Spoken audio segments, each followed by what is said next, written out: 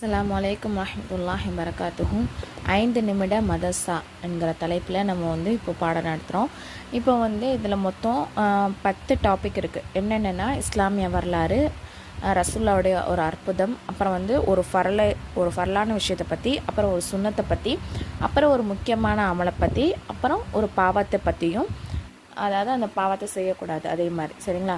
அப்புறம் இந்த உலகத்தை பற்றி, மறுமையை பற்றி, அதே மாதிரி ரசூல்லா சொன்ன ஒரு மருத்துவத்தை பற்றி, லாஸ்ட்டாக குர்ஆனுடைய ஒரு அறிவுரை, சரிங்களா. இந்த 10 டாப்பிக்லேருந்து நம்ம பார்க்க போகிறோம் இன்ஷா அல்லாஹ், சரிங்களா. இஸ்லாமிய வரலாறில் யாரை பற்றி பார்க்க போகிறோம்னா ஜைனப் பின் ரசூலுல்லாஹி அலைஹி வஸல்லம், அதாவது ரசூல்லாவுடைய மகளை பற்றி, ஜைனப் அலியை பற்றி பார்க்க போகிறோம். இவங்க தான் ரசூல்லாவுக்கு மூத்த மகள், சரிங்களா. இவங்க எப்போ பிறக்கிறாங்கன்னா நபித்துவம், அதாவது 10வது வருஷத்துக்கு முன்னாடியே, சரிங்களா. நபித்துவம் கிடைப்பதற்கு 10 வருஷத்துக்கு முன்னாடியே பிறந்துட்டாங்க. அதே மாதிரி இவங்க இஸ்லாத்தை ஸ்டார்டிங்கில் ஏற்றவங்க. இவங்களுடைய கணவர் யாருன்னா, இவங்களுடைய சின்னப்பா மகன் அபுல் ஆஸ் இப்னு ரஃபீக், அவங்கள தான் திருமணம் முடிச்சு வச்சுருக்காங்க. ஆனால் இவங்களுடைய கணவன் என்னது இஸ்லாத்தை ஏற்கலை. அதனால் ஜைனப் அலி ஹிஜ்ரத்துக்கு போகாமல் இருந்திருக்காங்க. அப்போது பத்ரு போரில் நிறைய பேர் சிறை கைதியாக பிடிச்சிருக்காங்க முஸ்லீம்கள். அப்போ அந்த கைதிகளில் ஒருத்தவர் யாருன்னா அபுல் ஆஸ் இப்னு ரஃபீக்கும் இருந்திருக்காரு.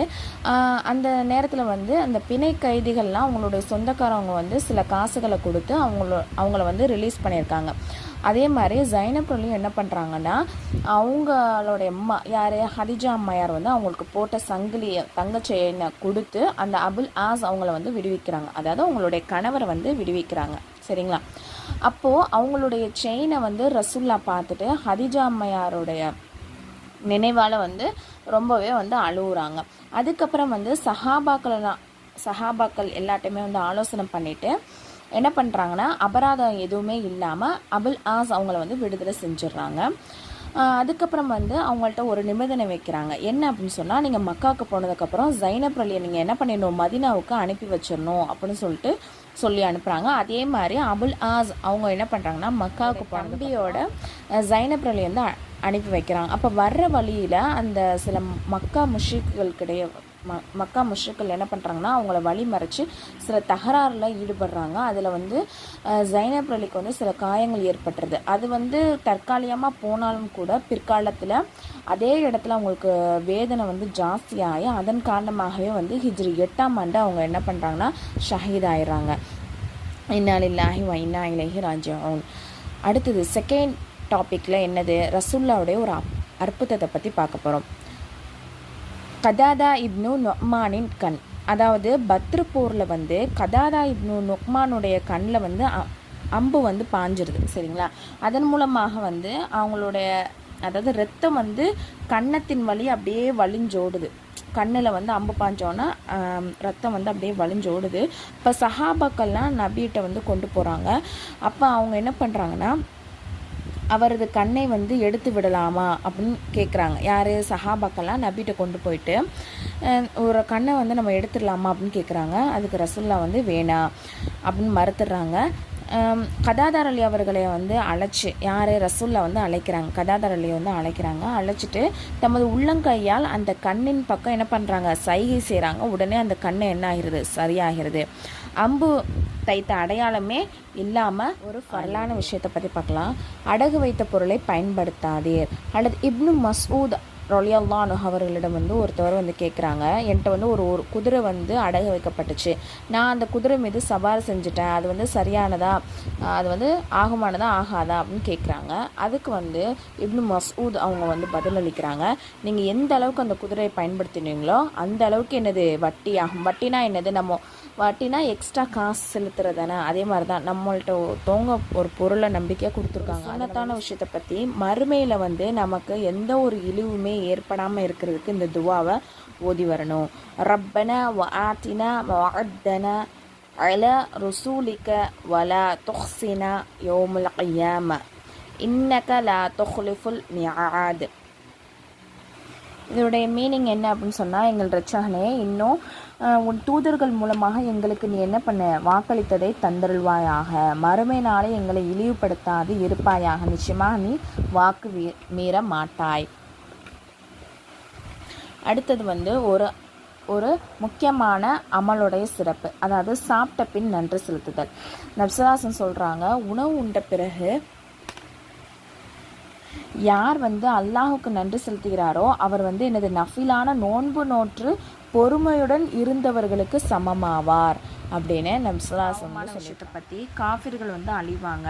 அல்லா தஆலா குர்ஆனில் சொல்கிறான், நிச்சயமாக எவர் நிராகரித்து பிறரையும் அல்லாஹ்வுடைய பாதையிலிருந்து தடுத்து நேர்வழி தனக்கு தெளிவாக இருந்தும் கூட தூதரை எதிர்த்து இருக்கிறாங்களோ அவர்கள் அல்லாஹ்வுக்கு எவ்வித தீங்கும் செஞ்சிட முடியாது. இருப்பினும் அவர்களுடைய செயல்களை என்ன பண்ணுவான், அல்லாஹ் அழித்து விடுவான். சரிங்களா? சூரா முஹம்மதில் அல்லாஹ் தஆலா சொல்கிறான். அடுத்தது ஒரு உலகத்தை பற்றி நம்ம பார்க்கலாம். உலக விஷயத்தை பற்றி. மக்களின் கருமித்தனம், அதாவது குர்ஆனில் அல்லாஹ் தஆலா சொல்கிறான், அறிஞ்சு கொள்ளுங்க, நீங்கள் தான் அல்லாஹ்வின் பாதையில் செலவு செய்யுமாறு அழைக்கப்படுகிறீர்கள், ஆனால் உங்களின் கஞ்சத்தனம் உடையோரும் இருக்கிறார்கள். எவன் கஞ்சத்தனம் செய்கிறானோ அவன் தன் ஆத்மாவுக்கே கஞ்சத்தனம் செய்கிறான். அல்லாஹ் எவ்வித தேவையும் மற்றவன், நீங்களோ தேவையுடையவர்களாக இருக்கிறீர்கள்.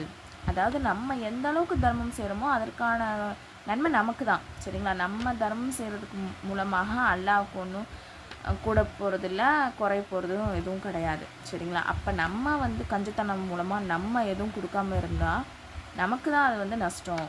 சரிங்களா? அடுத்தது மறுமை பற்றி. கௌசர் தடாகம் என்பது என்ன? கௌசருங்கிறது சொர்க்கத்தில் உள்ள ஒரு நீரோடை. அதன் இரு கரைகளும் என்னது? அதாவது இப்போ ஒரு ஆறு ஓடுதுன்னா 2 பக்கம் கரை இருக்கும் இல்லையா, அதுதான் சொல்கிறாங்க. அது எப்படி இருக்கும் அப்படின்னா தங்கத்தால் இருக்கும். முத்து மற்றும் மாணிக்கத்தால் வழிந்தோடுகிறது. அதாவது முத்தும் மாணிக்கத்தில் என்னது அந்த தண்ணீர் வழிந்தோடுது. அதன் மண் எப்படி இருக்குன்னா கஸ்தூரியை விட மணமானதாக இருக்கும். அதன் தண்ணீர் தேனை விட மதுரமானதாக இருக்கும்.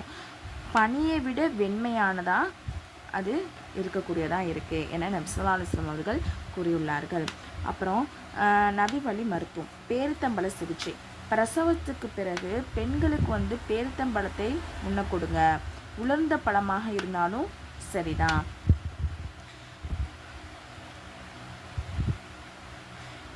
அதாவது கருத்து என்ன சொல்கிறாங்கன்னா, குழந்தை பிறந்ததுக்கப்புறம் பேரிச்சம்பழம் சாப்பிட்றதுனால பெண்கள் வயிற்று உள்ள கெட்ட உதிரம்லாம் வெளியேறி பலவீனம் நீங்குது.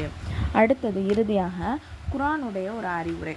நபிசுல்லாசன் சொல்லியிருக்காங்க, உங்கள் எவராவது சபைக்கு சென்றால் சலாம் கூறவும், மனம் விரும்பினால் சபையில் கலந்து கொள்ளவும், பிறகு சபையை விட்டு போகும்போது சலாம் சொல்லிட்டு போகணும். இன்றைக்கி நீங்கள் ஒரு 5 நிமிஷம் கற்றுக்கிட்ட விஷயத்தை பற்றி இன்ஷா அல்லாஹ் உங்களுக்கு தெரிஞ்சவங்களுக்கு நீங்கள் எத்தி வைங்க. அஸ்ஸலாமு அலைக்கும் வரஹ்மத்துல்லாஹி வபரகாத்துஹு.